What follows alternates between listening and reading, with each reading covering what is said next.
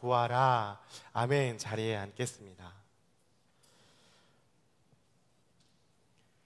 지난 여름 우리가 7월과 8월 이 2달간 우리는 하나님의 전신갑주에 대해서 함께 계속해서 말씀을 나누었습니다. 그래서 여러분, 우리가 지금 어떤 상황 속에 살아가고 있는지를 한번 생각해 보자고 했죠. 그래서 우리의 눈으로, 육신의 눈으로 보여지는 그 삶이 전부가 아니라 우리가 영적인 눈으로 우리 눈을 들어 봤을 때에 끊임없이 하나님의 사람들을 무너뜨리게 하는 영적 전쟁 가운데 우리가 살아가고 있다라는 것을 함께 나누고 있었습니다. 그래서 이러한 영적 전쟁 가운데 우리가 싸우면서 담대하게 이기기 위해서는 성경에서 말하는 것은 하나님의 전신갑주를 취해야 된다라고 해서 계속해서 하나님의 전신갑주 하나하나를 이렇게 함께 보았죠. 자막을 한번 띄워주시면요, 하나님의 전신갑주에는 어떤 것이 있었죠? 첫 번째, 진리의 허리띠. 두 번째, 의의 흉배. 세 번째, 평안의 복음의 신발. 네 번째, 믿음의 방패. 그리고 지난 시간에 함께 나눴던 거, 구원의 투구. 그리고 오늘은 성령의 검. 이렇게 6가지의 장비를 잘 갖추고 입고 차고 꽉 쥐고 있어야 한다라는 것을 함께 나누었습니다. 그래서 진리의 허리띠, 의의 흉배, 간략하게 우리가 지난 시간들을 리뷰해 보면, 진리의 허리띠는 구원의 확신을 얘기한다 그랬죠. 그래서 오직 예수 그리스도, 우리 진리 되신 분, 그분을 어떻게 해요? 허리띠, 딱 우리의 중심인 이 허리, 몸의 중심인 허리에 허리띠를 딱 차고 있어야지, 그렇게 굳게 서 있어야지, 우리의 중심이 예수 그리스도가 딱 되어 있어야지 우리가 절대 넘어지지 않는다라는 것을 첫 시간에 함께 나누었습니다. 그리고 두 번째는 우리 의의 흉배였죠. 정죄감이 늘 가득하죠. 그래서 마귀는 늘 항상 우리에게 정죄감을 불러일으키고 그렇게 정죄하는 공격들을 막 일으켰을 때에 우리가 대항할 수 있는 것은 나의 의로움이 아니라, 나 교회 열심히 다녀, 나 봉사해, 나 헌금 얼만큼 했어, 어떠한 나의 의로움을 세우는 것이 아니라 예수 그리스도의 그 십자가의 보혈, 그 주님의 의로움, 날 구원하신 하나님의 의를 가지고서 무장을 하고 있을 때 어떠한 마음 가운데 찾아오는 공격에도 우리가 막을 수 있다라는 것을 나누었습니다. 그리고 평안의 복음의 신발, 우리가 생각했을 때 우리의 삶에 너무나 불안이 많죠. 불안이 가득하고 앞에 일들이 불투명하고, 그러한 우리의 빡빡한 삶에서 우리 주님을 가까이 함으로 하나님께서 부어주시는 그 평안으로 우리의 복음의 신을 신고 있어야지 발걸음이 가볍게 늘 항상 주님과 함께 동행할 수 있다라는 것을 함께 나눴고요. 그리고 믿음의 방패에 대해서 함께 나눌 때는 나의 의지, 그 믿음이라는 것이 나의 의지, 올고는 신념을, 내 신념을 더 두껍게 해가지고 이게 맞는 거야, 이거에서 틀리면 정말 안 돼 라고 할 정도로 내 신념을 지키는 것이 아니라 하나님과의 관계라고 했죠. 그래서 하나님을 가치 없게 만드는 것이 아니라 하나님을 온전히 신뢰하는 그러한 믿음의 방패를 가지고서 많은 불화살들을 우리가 잘 막아야 한다라는 것도 함께 나누었습니다. 그리고 지난 시간에 구원의 투구를 나누면서는 자기 암시, 그리고 희망 고문이 아니라 이 하나님의 우리에게 베풀어 주신 그 구원의 확실한 소망, 확실히 이루어질 그 천국과 하나님의 일들, 약속들을 우리가 붙잡고 날마다 그것을 바라보는 그 구원의 투구를 우리가 머리 가운데 딱 쓰고 있어야 영적 전쟁 가운데 우리가 넘어지지 않는다라는 것을 함께 나눴죠. 그리고 오늘 마지막 시간으로 이 성령의 검에 대해서 함께 나누게 됩니다. 오늘 나누는 이 마지막 전신갑주인 도구는 성령의 검은요, 앞서 나눈 것들과 조금 다릅니다. 앞서 나눈 것들은 어떤 거였죠? 허리띠, 흉배, 그리고 또 방패, 신발 다 몸에 차고, 특징적인 것은 방어하는 것이었죠. 그렇죠? 근데 오늘 유일하게 이 마지막 도구는 우리가 공격을 할 수 있는 것이죠. 방어도 할 수 있지만 공격도 할 수 있는 것이 유일한 것이 바로 성령의 검이다라는 것을 이야기합니다.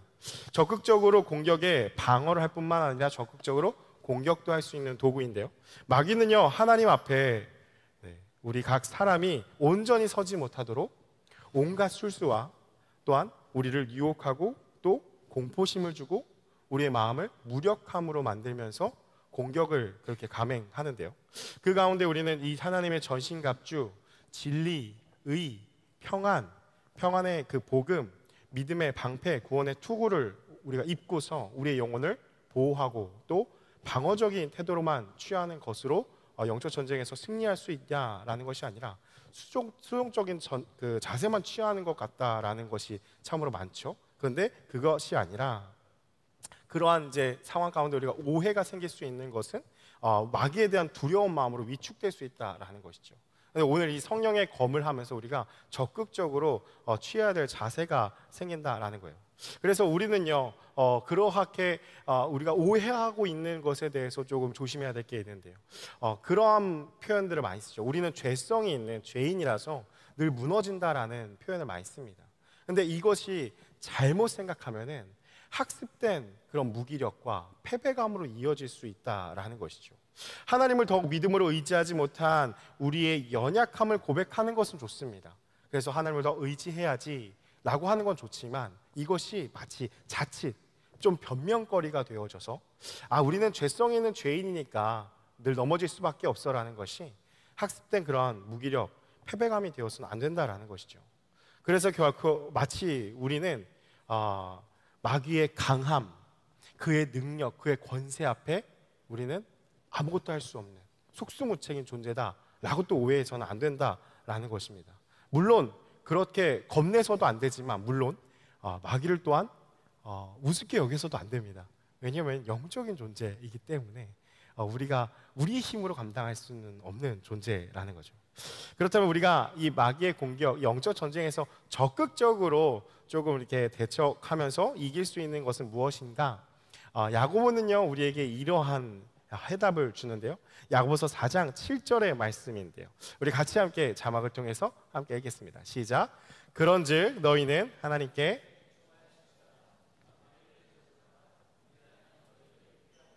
아멘. 여러분 야고보서의 말씀에 뭐라고 얘기합니까? 너희는 하나님께 복종할지어다. 그의 말씀 앞에 순복하는 것, 말씀에 온전히 의지해서 따라서 살아갈지어다 라고 얘기합니다. 그런데 그렇게만 하는 것이 끝이 아니라 그렇게 하는 것이 마귀를 대적하는 것이다 라고 이야기를 하죠. 마귀를 대적하라, 그리하면 너희를 피하리라 라고 합니다. 근데 마귀를 대적하라 어떤 의미인가? 여러분 헬라어로 좀 보시면은 안티스테미라는 그러한 단어예요. 뭔가 좀 느낌이 오죠? 안티 많이 들어보셨잖아요. 무엇을 대항하고 반대하고 나 너 안티해 이렇게 쓰잖아요. 저는 안티팬이에요 말면서 싫어하는 막 그렇게 대항하는 그러한 표현이잖아요. 그런 안티와 히스템이 서 있다라는 합성어입니다. 그러니까 반대하여 서 있는 것이죠. 그래서 마귀를 대적하라라고 하는 이 헬라어의 의미로 우리가 생각해 본다면 마귀가 행하고자 하는 일에 적극적으로 반대하여서 반대되는 것을 행하라라는 것이죠. 안티가 되라는 거예요. 무엇을 딱 얘기했을 때 그것에 적극적으로 딱 바로 나는 그런 거 싫어. 그냥 딱 바로 반대로 적극적으로 서 있으라라는 것이죠. 그럼 어떻게 돼요? 그렇게 계속해서 적극적으로 반대하다 보면 너희를 피하리라라고 말씀하고 있다라는 것입니다. 여러분 그래서 영적 전쟁 가운데 우리가 마귀에게 취해야 될 태도가 무엇이냐면은 그냥 앞에서만 자꾸 얘기를 하다 보니까 소극적인 것 같아요. 너무나 방어적인 것 같아요. 수동적으로만 있는 게 그리스도인이냐? 그럼 우리는 그냥 바보같이 참기만 해야 되냐? 여러분 그게 아니라요. 오늘 이 말씀의 검, 성령의 검을 가지고서 적극적으로 대항할 것을 얘기한다라는 거죠.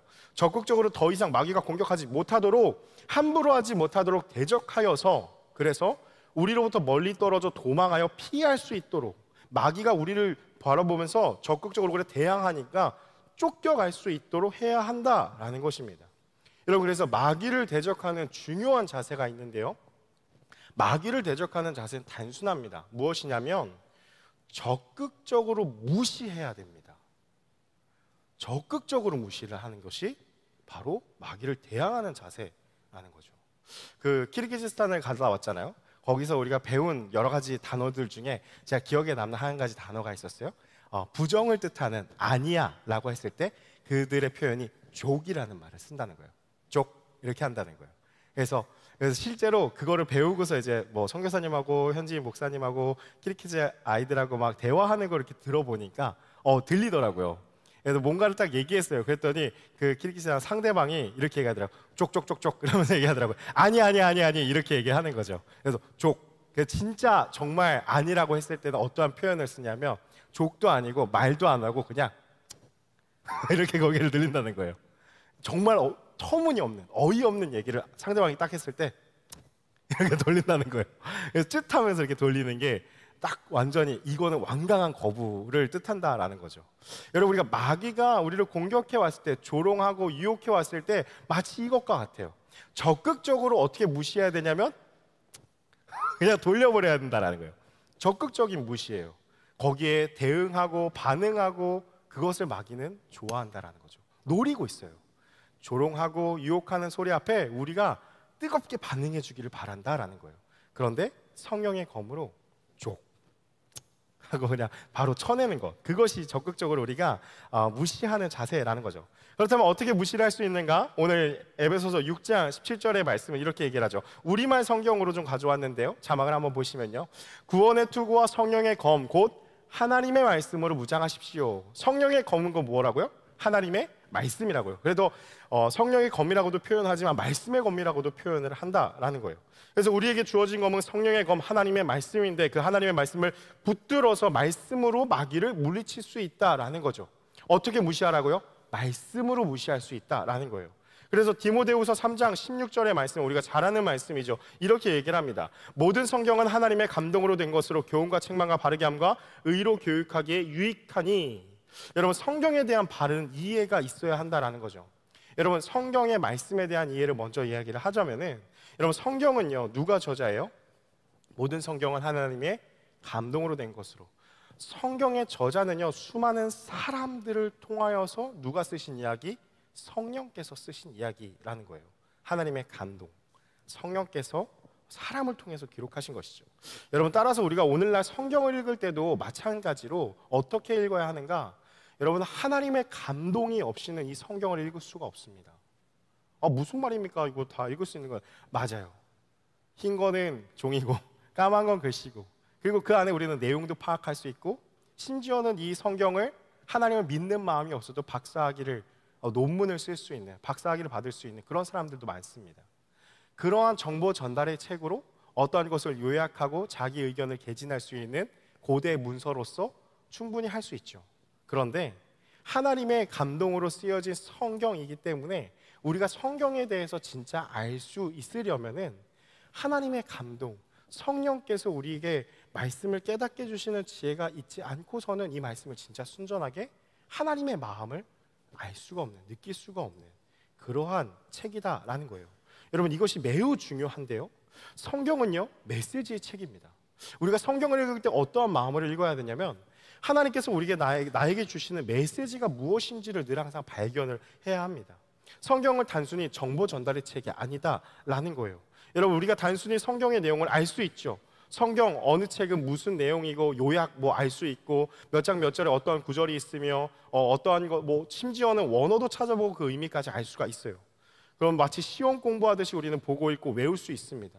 그런데 외우고 잘 알고 역사적인 시대의 흐름이나 배경들 잘 알면 뭐 합니까? 의미가 있습니까? 없습니다. 내용만 안다면 의미가 없어요. 여러분, 이 성경 말씀을 어떻게 사용해야 하는지를 알 수 없다라는 거예요. 그래서 필요한 것이 무엇이냐면 바로 성령이다라는 거예요. 여러분, 이 말씀 하나하나를 성령께서 깨닫게 하시면서 우리에게 그것을 알려주심으로 말미암아 이 말씀을 내가 어떻게 적용해야 할지, 인격적으로 살아계신 하나님의 마음이 무엇인지를 알게 되는 것이죠. 그래서 여러분, 기독교는 말씀과 성령입니다. 이 말씀을 성령 하나님께서 조명해 주지 않는다면 우리는 의미를 알 수가 없고, 또한 성령의 마음을, 하나님의 마음을 알기 위해서는 말씀을 읽지 않고서는 알 수가 없습니다.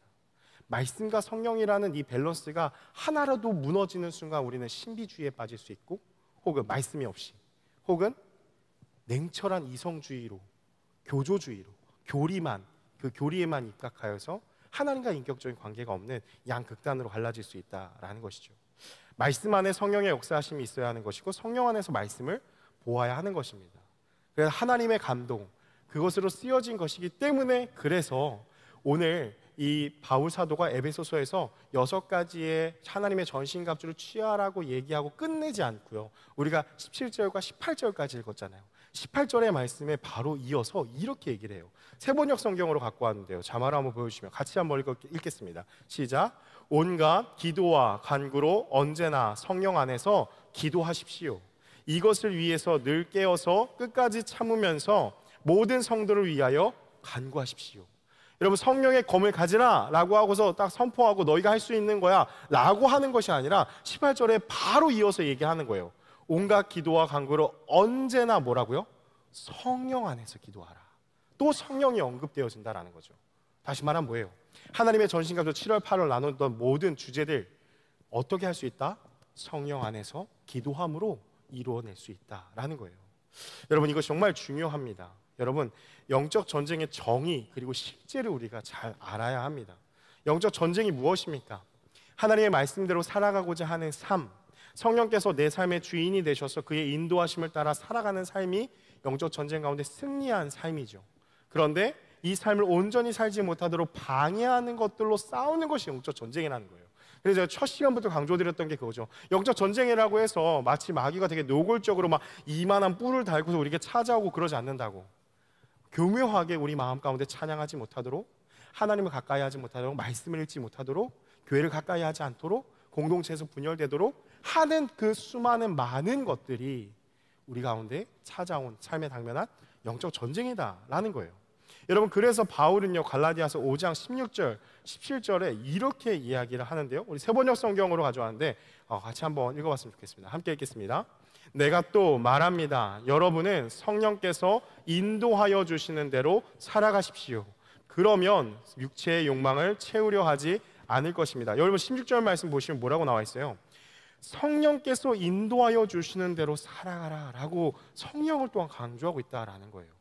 우리가 말씀을 읽었어요. 그런데 성령 하나님께서 우리에게 주시는 감동함이 없이는 이 말씀이 무슨 뜻인지 알지도 못하고, 그렇다면 감동을 주셨다면, 이 말씀을 깨달았다면 그 성령의 인도하심을 받아서 살아가라 라는 거예요. 그러면 어떻게 돼요? 육체의 욕망을 채우려 하지 않을 것입니다. 그리고 17절의 말씀이 정말 중요한 말씀인데요, 같이 한번 읽어볼게요. 시작. 육체의 욕망은 성령을 거스르고 성령이 바라시는 것은 육체를 거스릅니다.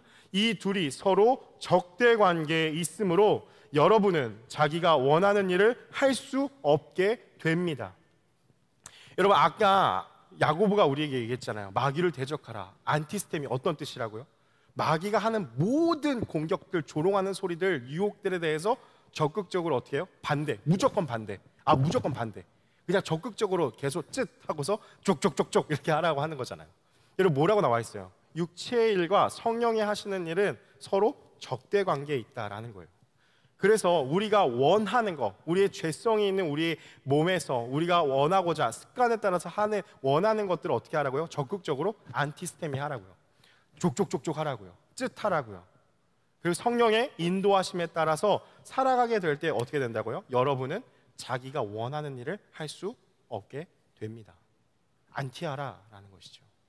사랑하는 여러분, 성령이 우리에게 임하셔서 예수님을 나의 주인으로 받아들이면 우리 안에 어떠한 욕망이 샘솟듯이 솟아나냐면요, 하나님의 일들을 이루고 싶은 마음이 막 생긴다라는 거예요. 그게 진짜 하나님을 만난 사람들의 특징이에요.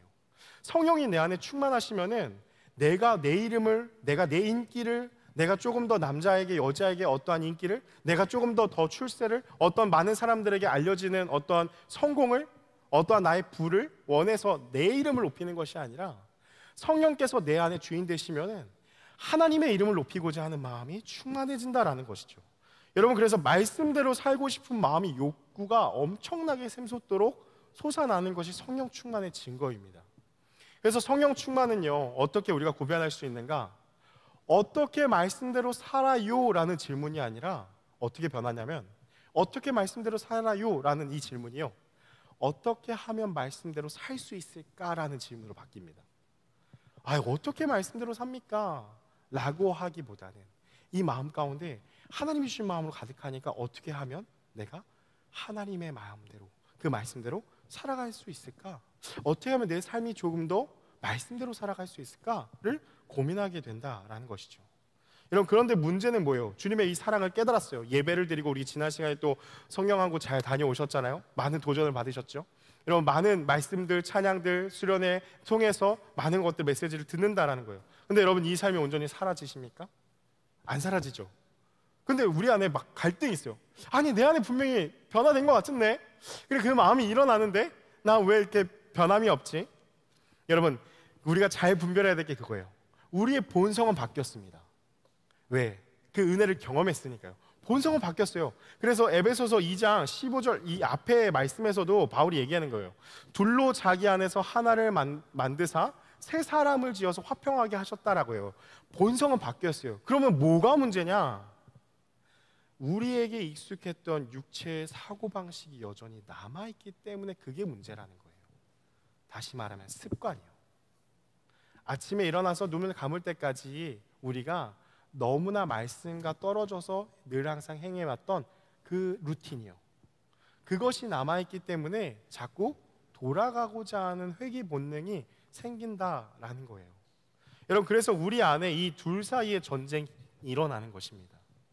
익숙했던 육체의 삶의 방식대로 살아가고자 하는 그런 마음, 그리고 또 하나는 우리 안에 성령 하나님께서 주신 대로 살고자 하는 그 마음이 늘 대적하고 싸운다라는 것이죠. 그래서 어떠한 것에 지배를 받을 것인가의 싸움이 바로 영적 전쟁이라는 거예요. 아까 우리가 찬양하면서 마음 가운데 제가 이 한 문장으로 그냥 제 마음에 또 복잡한 것들이 다 풀리더라고요. 주님만이 왕이십니다. 그 가사가 딱 나오는데 그 한 문장을 보니까 그 말을 잃었어요. 주님, 그렇죠. 주님이 왕이십니다. 무슨 설명이 더 필요하겠어요? 내 인생에, 우리의 삶에, 우리의 가정에, 우리의 교회에, 우리 공동체에 수많은 일들이 일어나고 있지만 그 한 문장으로 끝나는 거예요. 주님만이 왕이십니다. 어떤 것을 지배를 받을 것인가, 그것을 분별하는 것의 싸움이 바로 영적 전쟁이다라는 거죠. 여러분, 우리가 분별해야 하는 것이 무엇이냐? 육체의 것을 보는 대로, 느낀 대로 육체의 것은 그렇게 살아가게 합니다. 그것이 세상에 넘치는 메시지예요. 그래서 여러분, 세상에 많은 미디어들, 많은 책들도 그렇고 접하시면서 잘 분별하셔야 돼요.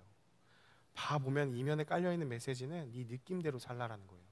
네가 본 대로 살아, 네가 느낀 대로 살아. 그게 맞아, 그게 정답이야. 너는 너다워야 해 라는 말들이 쭉 있잖아요. 우리는 그런 걸로 자꾸 위로받으려고 해요. 근데 이면에 숨겨진 메시지, 히든 메시지가 있어요. 그게 뭐예요? 하나님은 없어요. 거기에 하나님은 찾을 수가 없어요. 하나님은 나의 인생에 불필요한 존재가 되어버리는 거예요. 여러분, 그게 맞습니까? 보는 대로 느낌대로 살면 우리가 잘 살 수 있는 것입니까? 아닙니다. 왜 그러냐? 거기에는 생명이 없기 때문이죠. 거듭해서 나누죠. 말씀이 없으면요, 그냥 죽은 삶이에요. 사람은 있어요, 돈도 있어요, 친구도 있어요, 여행도 다녀요. 근데 그 삶은 결코 행복하지 않다라는 거예요. 그냥 생명력이 없는 삶이기 때문이죠.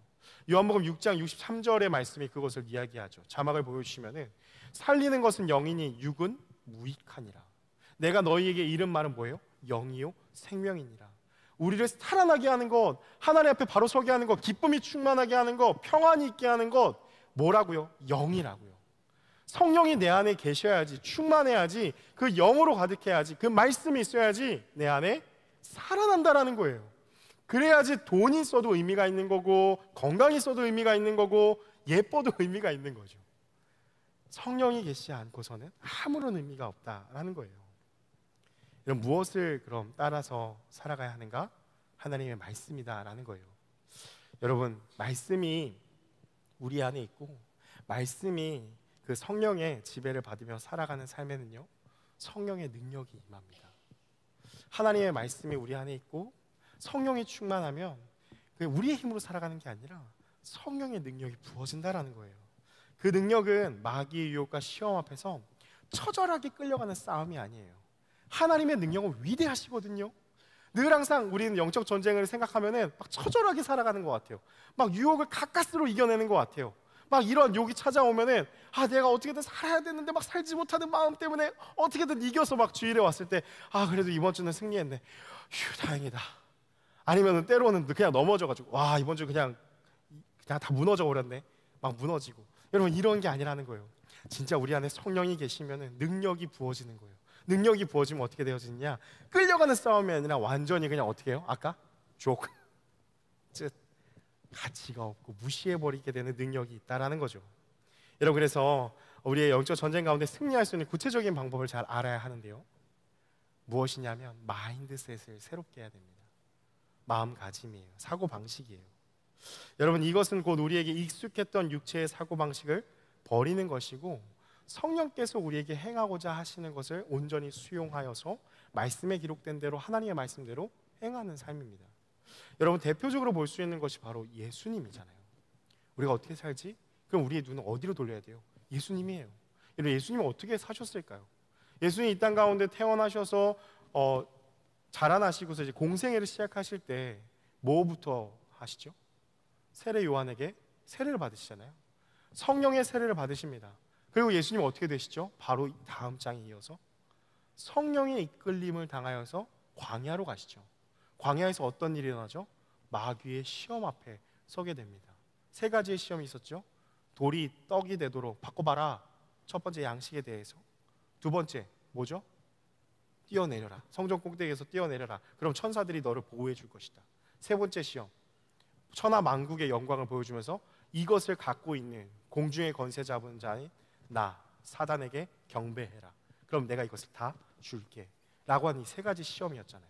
여러분, 근데 성경을 읽으시면서 이거를 보셔야 되는데요. 마태복음 4장 4절, 7절, 10절의 말씀이 바로 이 세 가지 시험에 대해서 예수님이 답변하시는 말씀이에요.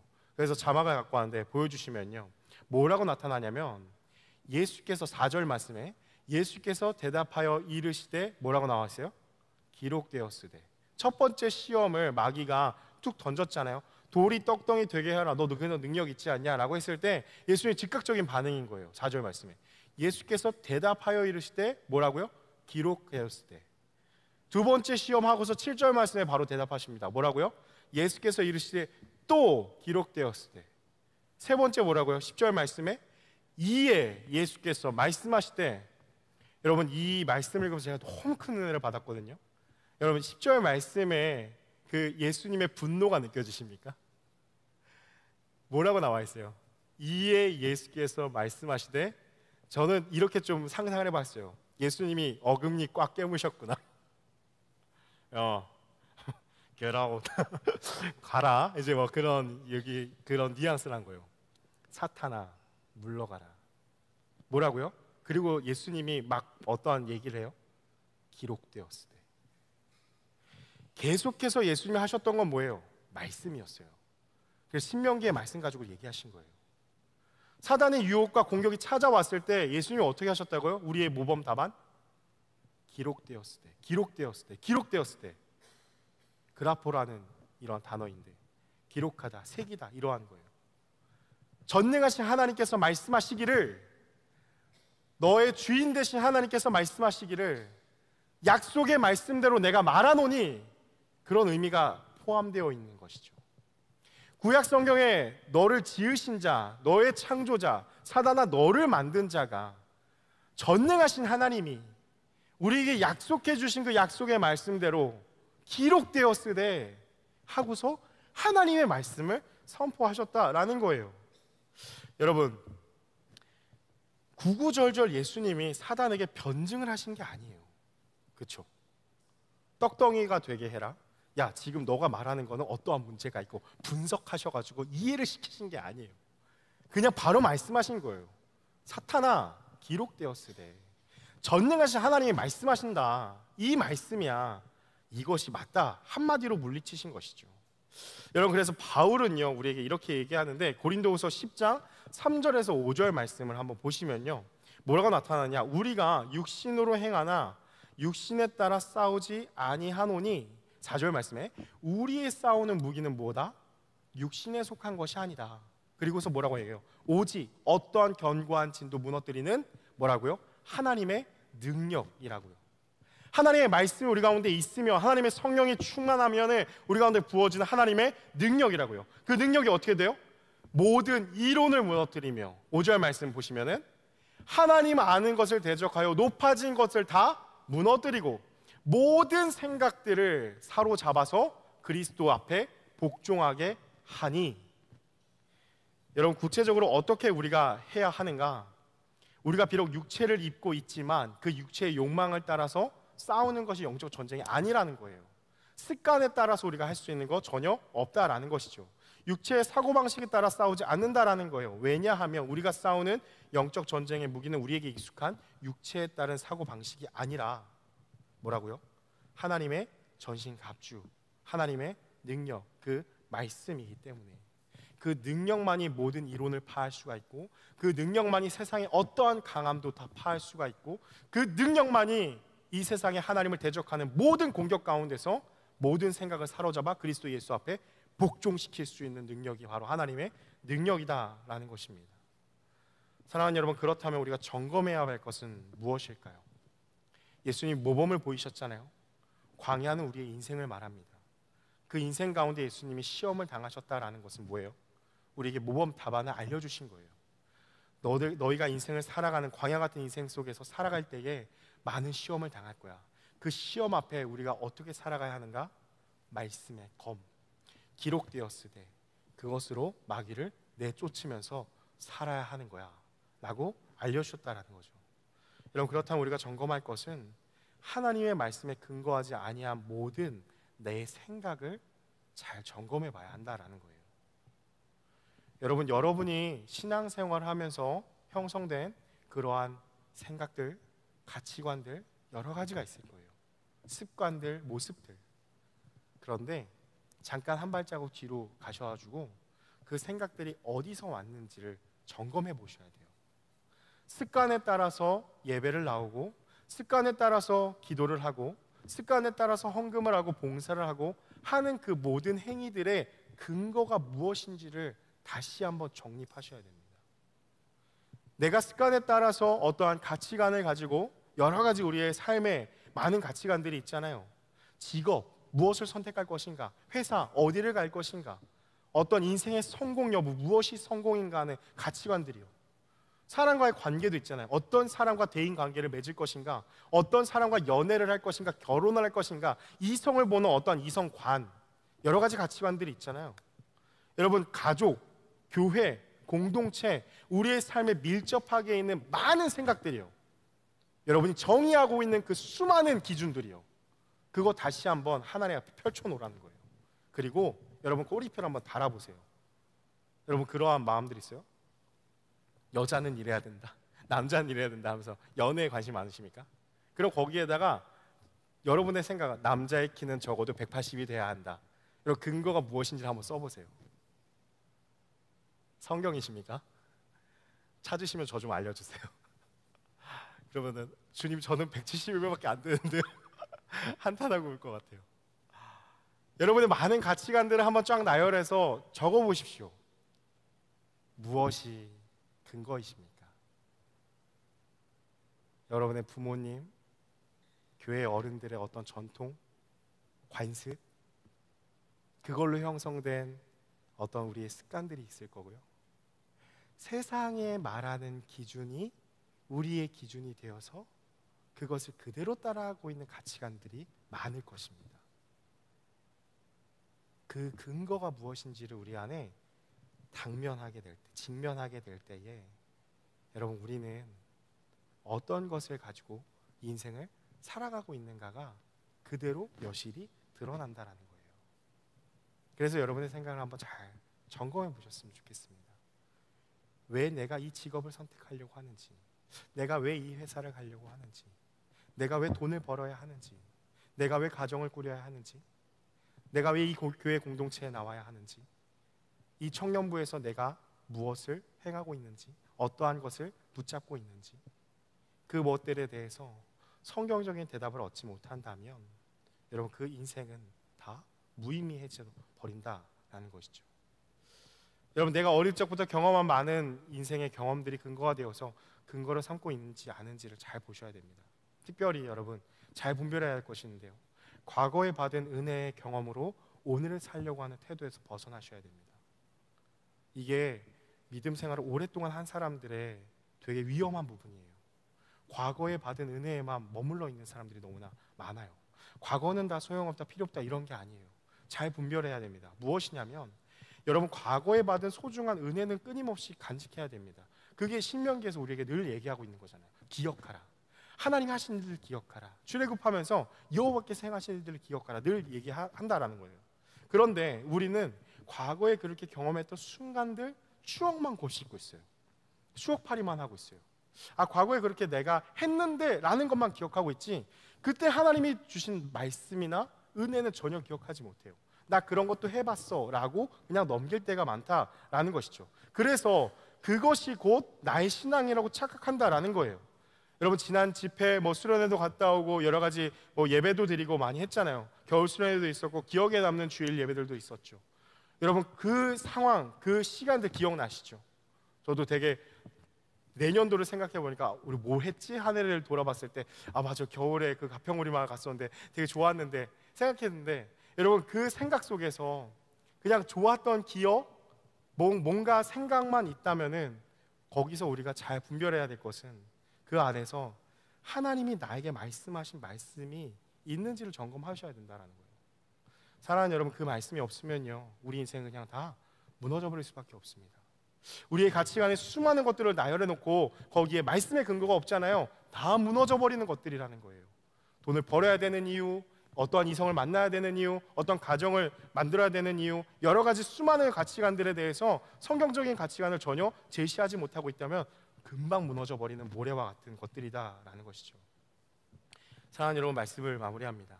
여러분, 예레미야의 말씀을 한 가지 나누면서 마무리하려고 하는데요. 여러분, 예레미야가 주님의 말씀대로 예언하고 선포하였는데 그 말씀이 시드기야 왕 그리고 사람들에게 되게 마음이 듣기 불편했어요. 왜냐하면 주님이 주신 말씀을 예언하고 선포하는 건데도 사람이 듣기에는 당연히 불편하기 때문이죠. 달가운 소리가 아니었어요. 그래서 예레미야는 결국에는 옥살이를 하게 되는데, 그런데 밤중에 시드기야 왕이 그에게 와서 이렇게 얘기를 합니다. 예레미야 37장 17절의 말씀인데요. 시드기야 왕이 사람을 보내어 그를 이끌어내고 왕궁에서 그에게 비밀이 물어 이르되, 뭐라고 얘기하느냐? 여호와께로부터 받은 말씀이 있느냐? 예레미야가 대답하되 있나이다. 또 이르되 왕이 바벨론의 왕의 손에 넘겨지리이다. 하나님께 받은 말씀이잖아요. 근데 뭐예요? 왕이 바벨론의 왕의 손에 넘겨지리라. 불편한 말씀을 받은 것이죠. 여러분, 이러한 예레미야의 삶을 볼 때 우리에게 주시는 메시지가 있습니다. 우리가 말씀대로 산다라는 것, 영적 전쟁 가운데 승리한다라는 것은요, 우리의 삶에, 육신의 삶에, 지금 내 안에 당면한 많은 삶에 아무런 문제가 일어나지 않고 편안하게 살 수 있다라는 뜻이 아닙니다. 그렇다면 예레미야는 너무나 말도 안 되는 거예요. 왜요? 분명하게 여호와께 받은 말씀을 가지고서 선포했는데 그의 결과는 어떻다고요? 옥살이를 하게 되잖아요. 성경에는 그러한 인물들이 너무나 숱하게 나와 있다라는 것이죠. 예레미야에게는 여호와께로 받은 말씀이 분명하게 있었습니다. 그것을 담대하게 전하였지만 그의 현실은 옥살이였습니다. 그러나 그럼에도 불구하고 예레미야에게는 참된 평안이 있었습니다. 왜냐하면 여호와께로부터 받은 분명한 말씀이 있었기 때문이죠.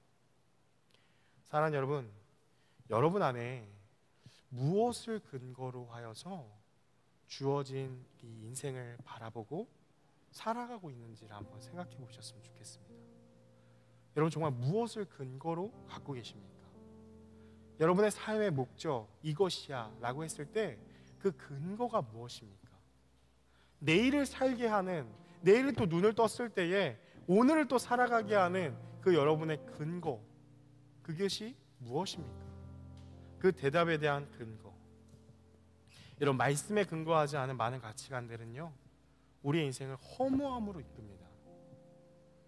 내가 가진 수많은 가치관들이 말씀에 근거하지 않으니까 인생이 자꾸 비참해지는 거예요. 인생에 활력이 없는 거예요.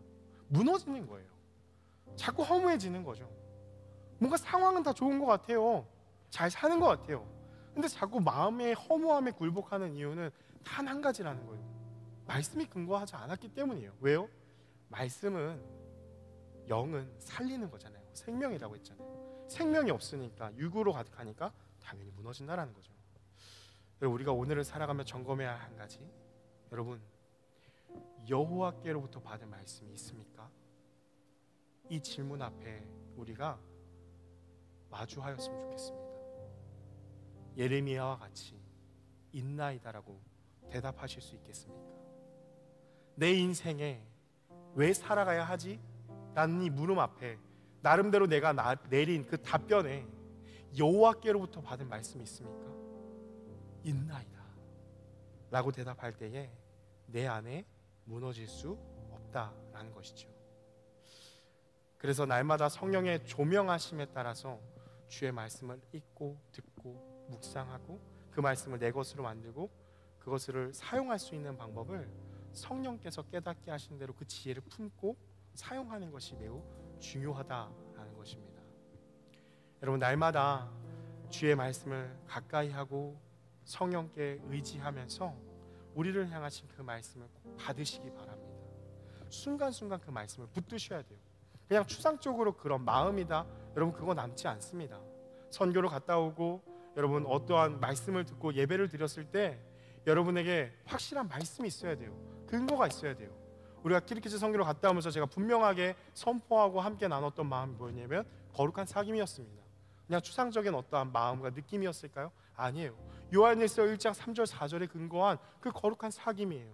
말씀을 보고 듣고 그 현장을 경험했을 때 우리는 키르기즈 선교를 생각하면서 거룩한 사귐을 떠올릴 때에 무너지지 않는다는 거예요. 왜요? 말씀이 있었기 때문이에요. 여러분, 삶에도 마찬가지입니다. 우리의 삶에 어떠한 가치관을 세울 때에 여러분 말씀이 있으셔야 돼요. 몇 장 몇 절에 근거한 하나님의 말씀의 약속에 그것이 분명하게 내 안에 있지 않는다면 다 무너지는 거예요.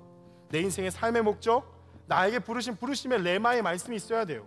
몇 장 몇 절을 근거를 제시할 수 있어야 돼요.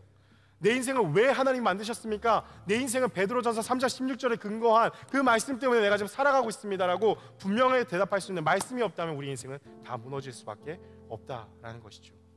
말씀을 의지하면서 모든 영적 전쟁 가운데 승리할 수 있는 그런 저와 여러분의 삶이 되기를 주님의 이름으로 축복합니다.